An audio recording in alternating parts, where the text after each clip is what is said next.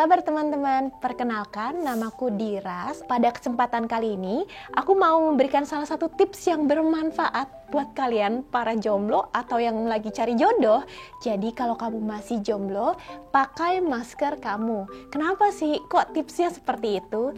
Jadi ternyata masker itu bisa membuat kamu lebih menarik teman-teman. Tapi ini bukan hanya sekedar pendapat aku pribadi. Ini sudah dibuktikan oleh para ahli yang sudah melakukan riset. Salah satu risetnya berada di Pennsylvania University. Jadi risetnya ada 60 foto orang dari berbagai ras, yang foto orangnya ada versi bermasker dan tidak bermasker.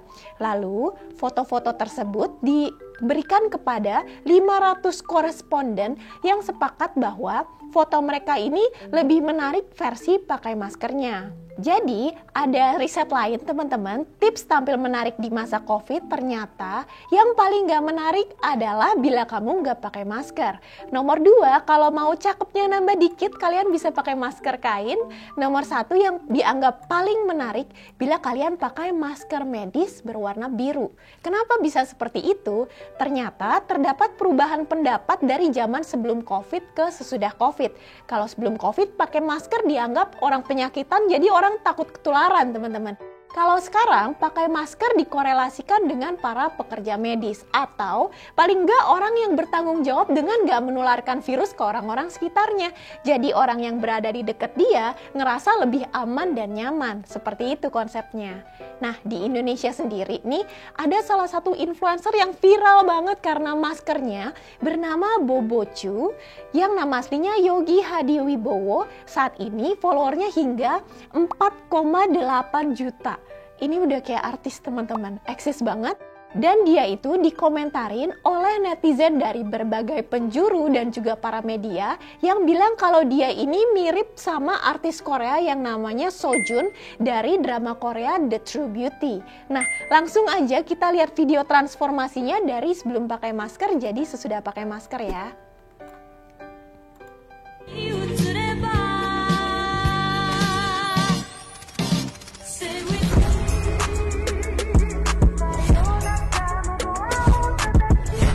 Gimana teman-teman, keren banget gak sih transformasinya? Memang bisa dipengaruhi oleh rasa percaya diri dan juga stylenya yang berubah ya. Tapi kayak misterius terus kayak auranya ganteng gitu loh teman-teman. Tapi yang setuju sama pendapat aku ini ternyata bukan aku doang, tapi komen di TikTok dia tuh bener-bener ada ribuan, banyak banget. Vibes-nya Sojun banget. Masker mengubah segalanya bang, keren banget. Ternyata style berpengaruh banget dan lain-lain. Pokoknya Bobo Chu ini benar-benar viral banget teman-teman. Semakin menarik ketika sesudah pakai masker. Kira-kira kenapa ya kok dia bisa makin menarik sesudah pakai masker? Jadi untuk tahu alasannya kita harus tahu dulu nih faktor yang mempengaruhi pendapat tentang wajah menarik. Kalau kita lihat orang ganteng dan cantik itu karena apa? Jadi pendapat kita bisa dipengaruhi oleh faktor lingkungan. Yang pertama, apa yang kita tonton di TV, apa yang kita lihat di iklan-iklan billboard, mungkin majalah fashion dan beauty juga berpengaruh. Jadi membentuk persepsi kita. Faktor kedua adalah faktor dari geografis, di mana kita dilahirkan. Kalau kita di Indonesia, kita cenderung lebih suka orang yang berkulit cerah atau putih karena dianggap kerja indoor itu lebih elit dibandingkan kerja di outdoor. Padahal sebenarnya itu persepsi aja ya. Sedangkan kalau orang yang lahir di barat nih, mereka kebanyakan lahirnya udah cenderung putih ya.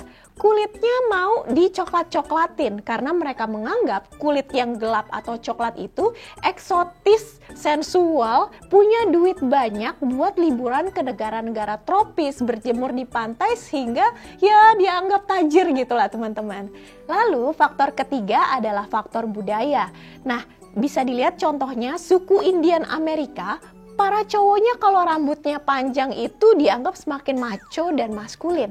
Suku Kayan di Myanmar, bila lehernya semakin panjang, dianggap elegan dan cantik. Sedangkan perempuan Tiongkok di Cina, ini pada tahun 1200 ya.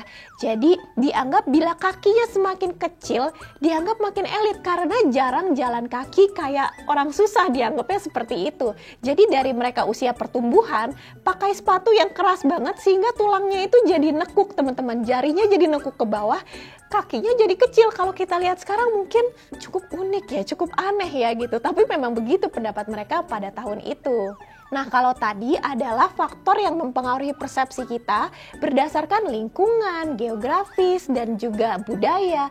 Ganteng dan cantik bisa diukur secara matematika. Kayak gimana ya kira-kira ngukurnya? Kalau ada penggaris dekat kalian, kalian langsung ambil dan coba aja. Jadi nama konsepnya itu golden ratio. Contohnya gini ya, dari jidat ke kelopak mata atas harus sepertiga proporsinya. Jadi dari kelopak mata ke bawah hidung sepertiga, dari bawah hidung ke dagu harus sepertiga. Jadi contoh kalau ini 7 cm harus 7 cm juga yang tengah, 7 cm juga yang atas, seperti itu. Lalu harus simetris. Sisi kiri dan sisi kanan wajah semakin simetris dianggap makin ganteng dan cantik. Buat membuktikan nih teori ini valid atau enggak, aku udah menyiapkan 3 foto pria-pria public figure yang dianggap paling tampan berdasarkan golden ratio tadi. Nomor 3 ada Brad Pitt, nomor 2 ada Bradley Cooper, nomor 1 ada George Clooney. Gimana menurut kalian?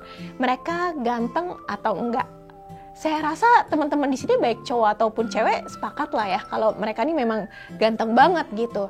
Berarti terbukti bahwa teori golden ratio tadi valid. Emang benar mereka ganteng. Nilainya ada lagi di bawah sini. Nah, jadi dari situ kita bisa mengambil kesimpulan bahwa masker menutupi wajah yang tidak simetris. Kan kelihatannya cuma mata ke atas, ya nggak? Nah, kesan misterius membuat kita tuh berimajinasi kalau lihat orang yang bermasker. Sekarang saya mau ngajak teman-teman untuk tes imajinasi. Tolong bayangkan anak bebek berjalan membawa jeruk di kepalanya. Saya hitung ya, 3, 2, 1, bisa kan? Jadi padahal sebelumnya aku dan kalian sama-sama belum pernah melihat anak bebek bawa jeruk di kepalanya. Otak kita mampu membayangkan hal yang belum pernah kita lihat sebelumnya. Bagaimana cara otak kita bekerja untuk membentuk imajinasi tersebut? Pada bagian tengah atas ini ada area yang namanya sensory cortex. Sensory cortex ini menyimpan memori visual kita. Bila saya berkata anak bebek, otak kita akan mengingat bentuk anak bebek, mungkin warna bulunya, tekstur bulunya, dan bagaimana cara dia berjalan, seperti itu. Lalu dia bawa jeruk, ada bagian part di otak kita yang menyimpan memori ukuran jeruk, mungkin tekstur dari kulitnya, warna jeruk seperti apa. Lalu neuron-neuron yang menyimpan memori tersebut menyala secara bersamaan sehingga terbentuk imajinasi anak bebek bawa jeruk di atas kepalanya. Seperti itu konsepnya. Nah, sekarang saya punya 2 pertanyaan teman-teman. Apakah kalian membayangkan anak bebek yang sehat atau anak bebek yang sakit? Lalu pertanyaan kedua, apakah kalian membayangkan jeruk yang segar dan bulat atau jeruk yang udah busuk? Jadi saya udah tanya nih ke teman-teman saya, ada banyak.